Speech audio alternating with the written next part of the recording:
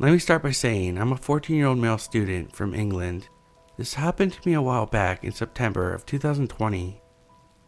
I had been directly acquainted with a girl called Olivia since the end of primary school. She was not a good-looking girl by any means. At the time this happened, she was really overweight, which will come into play later. Around 5'5", and she had a really horrible sense of humor. Basically the opposite of me.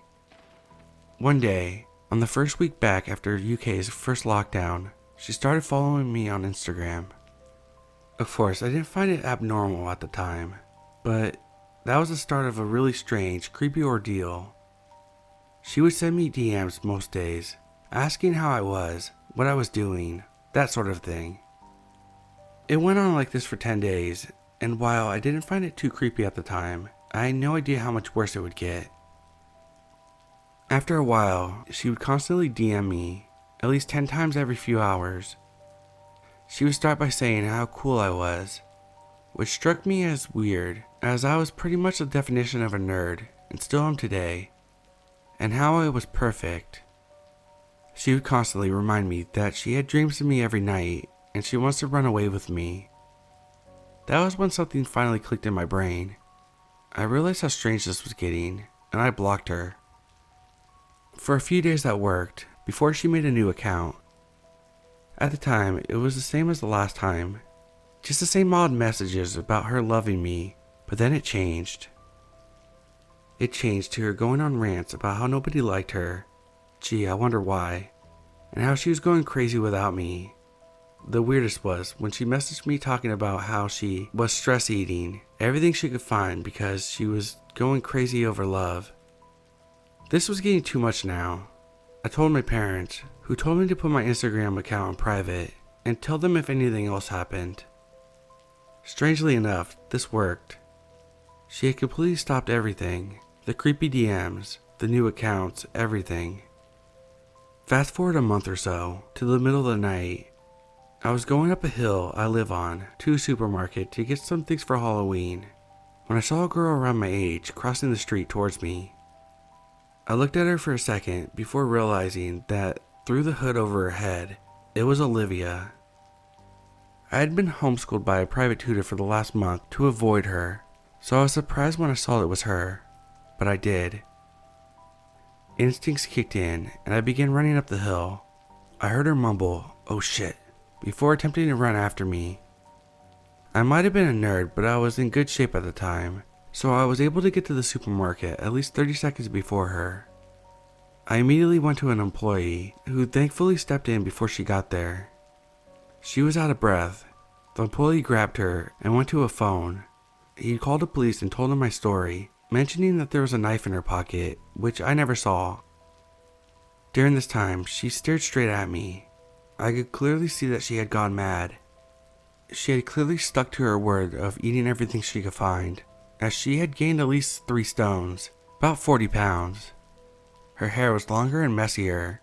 Her clothes were tiny, so you could see the bottom of her belly sticking out of her hoodie, and she had a crazed, deranged look in her eyes. When the police came to take her away, she stared straight in my face and said one of the most haunting things of my life. "Just so you know, I never loved you. You're lucky I'm so fat, because if I wasn't, I would have caught you and slit your fucking throat." Thank God that was the last time I ever saw her. I started going back to school, and my life slowly went back to normal. So if you learn anything from my story, let it be this: never judge a book by their cover, because you never know if they will be a crazed psycho.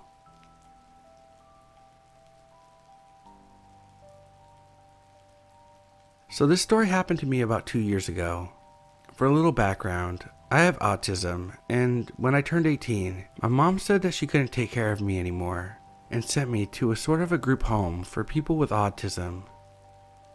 It was a teeny 1-story bedroom with 8 apartments, each for 1 person. My first day there, it was pretty clear that I was one of the high-functioning people there, and it seemed like I was the youngest too. My mom stayed with me for the first night to help me get settled in, and 2 guys that lived there kept walking up to my door, just looking. Me being used to being around socially awkward people, like myself, I didn't really think much of it. although I really hated the attention. I didn't want to talk to them, and after about 2 hours, they gave up. My mom said that they were sweet and curious as to who was moving in, but I wasn't in the mood to socialize. Fast forward to me living there for a couple weeks. I'm sitting in my very tiny living room watching TV when I see a shadow outside my window. My window was placed beside the main entrance, so I could always hear and see people walking by. My blinds were on though, but I could still see shadows since the main entrance had lights on all night. So I started looking away from the TV, just looking at the shadow by the window. There was a person that stood there for about 5 minutes, then walked away, or so I thought. Then I saw a shadow sort of duck behind the wall, but still trying to look through my window, and that's when I got really freaked out. The next day I told people working in the group home, and they're like, "Oh, it's probably just Eric, he does that sometimes." I'm sort of like, "What?" and said, "Well, I'd appreciate it if he didn't, cause it freaks me out." They said something along the lines of that they would talk to him. Fast forward again, and I had been there for months. It was a daily occurrence to have this Eric guy walk past my front door and window at least 40 times a day, walking past 4 times in 4 minutes. The door is made of glass, so again, he can see through. Sometimes I'd walk out from my living room and I would just see Eric standing there at my door staring at me. It was the most unsettling thing. At this point, I told staff multiple times, but they said they couldn't really do anything and that he is harmless. Right. At one point though, Eric is gone, and I'm relieved to finally being comfortable with having my blinds up and walking around my own apartment. So probably a year into moving there, maybe less, I get really depressed. It wasn't the best place to live, and I never felt so lonely in my life. I ended up attempting suicide, and they put me in a mental hospital for a couple days so I could be watched. Well, guess who's there too? Fucking Eric. He notices me right away, and every time a nurse tries to walk into my room, he stands by the door staring at me. I have to keep telling him to go away. One time, I had to wash my clothes with one of the nurses, and he followed us, yelling so everyone could hear, "Hey, that girl lives where I live. Hi, Michelle. Her name is Michelle." And being the type of person that hates attention, I just start walking faster until the nurses can get a hold of him. So at this point, I'm actually in an okay mental state. Still not the best place to live, with neglect of staff and with shitty people around me. Eric is back too at one point, and honestly, I haven't been outside because I'm afraid to run into him. His apartment isn't even on my side, so it makes no sense why he's around all the time. I've noticed it's been quiet for a while, so I decided it's safe to go down to the basement with my laundry. I turned the corner and boom, almost bumped into him. I kind of freaked out, but I remember that he's still a person and politely give him a smile and say, "Hi." He doesn't say anything, he just stares. I then walk past him on my way to the basement. I look back and this motherfucker is following me now. He actually turned around to follow me. I started walking faster, and thank God, I already have my key for the basement ready. I open the door and shut it quickly, so I know it's locked. I walk into the laundry room with my laundry, and then I hear the door open. I froze. Was he gonna kill me? I mean, I didn't even know the guy, or what he was capable of. 3 minutes go by, and I finally get the courage to peek out of the room. The door is open, but he's nowhere to be seen. It seems like he is gone. It scared the lifeless crap out of me, so I hurried and put my clothes in the washing machine and hurried back up to my apartment. Again, I speak to the staff, and this one guy is actually really helpful. He is the first one to take me serious and says they need to fix it. I know that they talked to him about it and also about standing next to my window, but do you think he listened? To describe Eric, I would say I couldn't tell if he was skinny or chubby because he was always wearing a big green jacket. He had glasses and hunched over sort of, and had long, dark, greasy hair. So he was basically nightmare fuel for any girl. Okay, I know I sounded like an asshole, but I'm a very teeny girl, so I knew if he tried anything, I wouldn't stand a chance. So now it's norm again to see him at my window. Although when staff tells him to stop, he just laughs, very childlike. He thought it was funny. It annoyed the shit out of me, and I went from being scared to being super angry. I knew he had issues, but damn, I had issues too, and he wasn't helping me with my anxiety. He was making it much worse. I told the staff that if he ever tried anything, I would beat the living shit out of him. Aggressive, I know. I was short, yes, but I was angry too.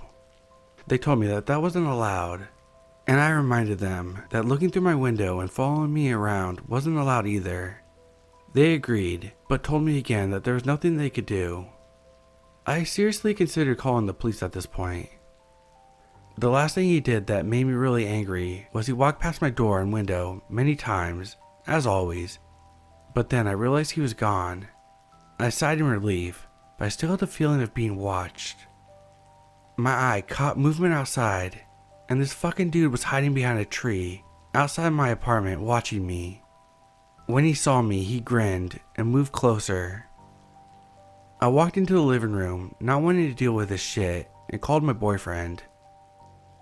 My boyfriend stayed at my apartment pretty much every day from then on, and he stopped for a while. I think he even asked the staff if that was my boyfriend, and they told him it was. He still walked past my door sometimes, but not as often and not as creepily. Thankfully, we moved out about a year later, and I haven't seen him since, but it made me feel very cautious and very dependent on my boyfriend. I know he probably didn't have any bad intentions, but it really fucked up my mental state, and it really scared me.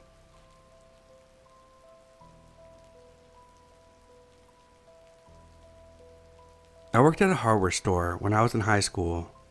We had a number of fairly regular customers, but there was this one man in his mid-30s that became a regular after I checked his items one night. I noticed I kept seeing him on my shift, and he would continually try to strike up awkward conversations with me, hold up the line until I had told him I had to take care of other customers. Our registers are right in front of the large glass window, so anyone walking outside could see who was working. He eventually started to wait outside of the window and tap on the glass to get my attention after leaving. I rode my bike to work, and getting off late at night started to terrify me. One night, when I was working alone, he asked if he could have my number, and if I was 18. When I told him that I wasn't, he asked for my birthday, to which I replied some random date in the distant future. I told my boss about this interaction, and from then on, she made sure I never worked alone, and she would follow his ass anytime he entered the store, to the point where he stopped coming in. The day of my fake birthday, or close to it, I can't remember the exact date I gave him, he came knocking on the glass again. It was busy and my boss wasn't around, so I tried to ignore him. I eventually noticed the knocking had stopped, and I could only assume that he had made his way into the store. Very soon after, I am greeted by his face in front of my register. He hands me a plastic grocery bag and says, "Happy 18th birthday." I am so embarrassed, so I take the bag and tell him to please leave. When my friend and I opened the bag after work, it contained 2 packages of fireworks and nothing else.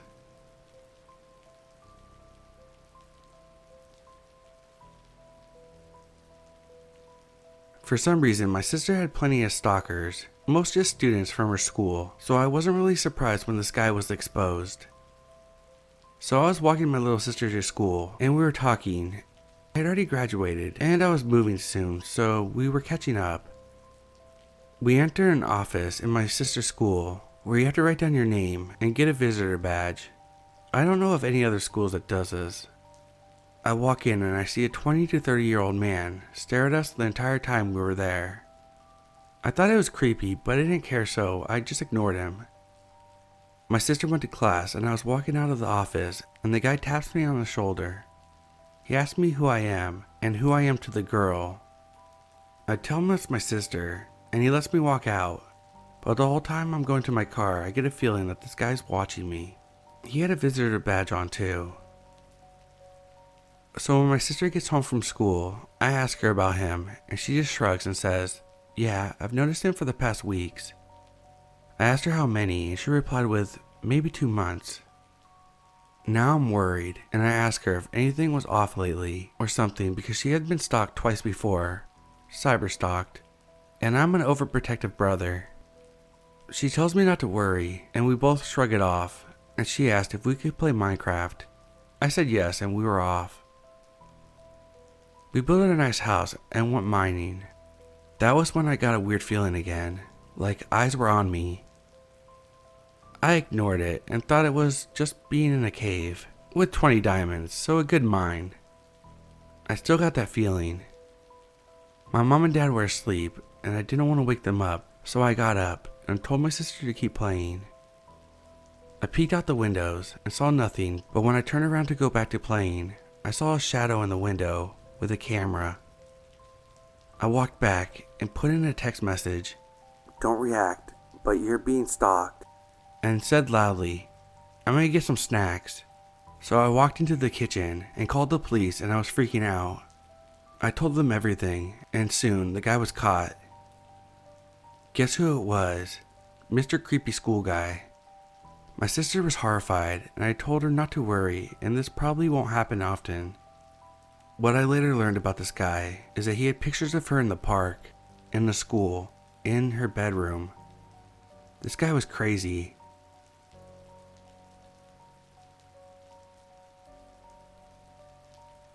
So I've been living in a foreign country for a year already. Last month, I've been taking the ferry to move because the metro is usually crowded, stressful, and in COVID times, it's a nope for me. So ferry is the best option. At least this was my thought until last week. On Monday, a random guy, probably 30 to 35, sat next to me on the ferry and tried to talk to me. I'm not good with the language yet, so I let him understand that I didn't know what he was saying. He kept talking and showed me his phone. He had just taken a picture of me. I asked him to delete it, but he didn't understand, so I just ignored him to make him stop. It was irrelevant at the moment. On Tuesday, I noticed this guy on the ferry again, but this time he greeted me and called me by my name, which of course surprised me since I didn't know him. He sat next to me and kept talking non-stop, but this time he tried to hug me. For my luck, a woman noticed and sat between him and I, pretending to be my friend. On Wednesday, I used the metro instead of the ferry, so it was normal. On Thursday, I took the ferry, and this guy was there again. This time, he sat far away. When the ferry reached the other side, I noticed the guy followed me, so I changed my route and went to a bus stop, which is next to the ferry port. As it was late at night, there wasn't much people around. I was scared, so I sat in the bus stop, and there was a couple waiting in there, so I felt safe. But the stalker came and sat next to me, and suddenly held my arm while saying, "Come, come, come," and trying to take me with him. At this moment, I just held my arm tight and asked for help. The couple next to me called the police, and I did report it. I mentioned that on Monday he was taking pictures of me, that he might have been doing this with other girls. The police asked him for his phone, and to my surprise, he handed it to them with no problems, like he was sure nothing was going to happen. When the police checked his phone, they found pictures of me, but not just from Monday. This guy had been taking pictures of me for months, not just on the ferry, but also in the parking site. Besides my pictures, they found pics of a different girl, which I believe he had been following for months as well. The worst thing about this whole situation is that I filed a police report, but they couldn't really do anything since this guy hasn't hurt me. So right now I'm looking for a new place to move. Anyway, be careful. These creeps can be anywhere.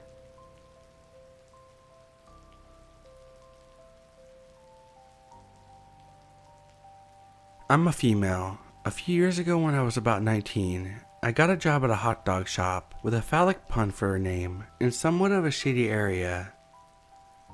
The shop was pretty well known and had some fantastical dark local lore. Rumors that the hot dogs were made of horse meat, that the whole operation was a front for something less savory, or that it had been closed by a health inspector and reopened illegally, but people kept coming back for our delicious hot dogs. I soon discovered that none of that was remotely true, but it was fun to gossip. We'd often give our customers ambiguous answers to fuel their wide-eyed and morbid curiosities. I got used to the quirky customers that would come in pretty quickly. Some older gentlemen rumored to be involved with organized crime, or an occasional nightclub owner, tourists, and many homeless and mentally ill people who we would often provide food to. The community was diverse and sometimes dangerous, but people looked after each other. One shift in the early hours of the morning, I was working the register when a man comes in. He has long dark hair and thick stubble, covering most of his lower half of his face. The shop is busy and he orders, steps to the side, and keeps chatting with me while other people order. I was used to this. In this area, there's a lot of nightlife, and you get pretty comfortable with drunk ramblings, people hitting on you through slurred speech. I felt okay as long as it was on the other side of the counter. After telling me his thoughts about the other men in the shop being posers, but before he started telling me about how beautiful I was, the man tells me that he's a chef at a nearby restaurant. Like I said, people look after each other around here, so I was reassured, but I gave him a fake name just to be safe. I started seeing him often. It wasn't uncommon to have regulars, some even on a first name basis, but when my coworkers told me that he had come looking for me, asking where I was when I wasn't there, I started to feel uneasy. Every time I saw him, he seemed more and more intoxicated than the last. He would walk in and say, "Hey beautiful," or "Hey pretty girl," so casually, as though he thought it was really my name. It made me feel sick to my stomach every time. One night, around 2 a.m., I had just finished my shift. I step out onto the sidewalk and see him there, on the other side of the road, waving at me. I try not to think about how long he might have been there, watching me through the shop's large, neon sign cluttered windows. My manager walked me to my car that night. Not long after that, it was a Saturday night, and the shop was pumping. Anyone that has ever worked in hospitality knows exactly what I'm talking about. There was a 40-minute wait for French fries. The teeny shop was crowded with people who had rolled out of the nearest bar and nightclubs, drug-addled and starving. The 3 a.m. rush. A big bulky man in his mid to late 20s started getting in my face. He had ordered French fries and had been waiting for 30 minutes. I kept apologizing, but this just made him more mad. I was desperately trying to plan my escape from my position against the back wall, behind the counter, to the front door, where I could get a club bouncer's attention and have them come over to sort out this guy. There was no hope. The store was too crowded. That's when I hear a sloppy but familiar voice. Leave her alone." My stalker emerges from the crowd, a mere 5'5". He fronts up against the massive man, and they start fighting. Luckily, the commotion did catch the bouncer's eye, who ran in and swiftly de-escalated the situation. Shortly after that, I got a more stable job offer somewhere else and moved on. But to my hot dog shop stalker, thanks, but no thanks.